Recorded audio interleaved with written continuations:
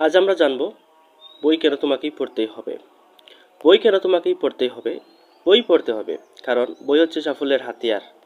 বই পড়লে জানতে পারবো অনেক কিছু।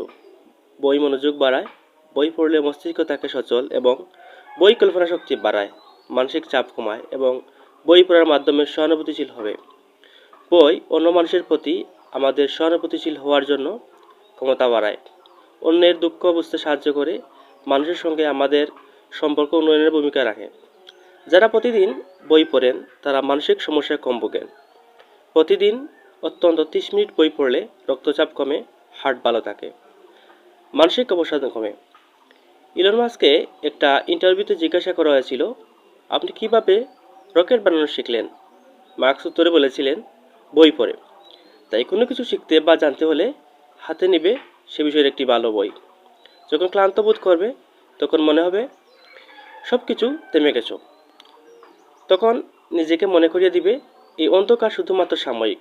বই পড়ার আলোয় নিজেকে আলোকিত করবে, কারণ এটি তোমাকে সেই সাহস দেবে যা দিয়ে জীবনের সমস্ত অন্ধকারকে জিততে পারবে। তোমার স্বপ্ন হোক বড়, বিশ্বাস রাখবে নিজের ওপর। পড়াশোনা শুধু একটি হাতিয়ার নয়, এটি একটি পথ, যে পথে তুমি তোমার সেরা সম্ভাবনাকে খুঁজে পাবে। মনে রাখবে, যে পড়াশোনায় মনোযোগকে নিজের জীবনের সঙ্গী বানায় তার সামনে দুনিয়ার কোনো কিছুই বাধা হতে পারে না।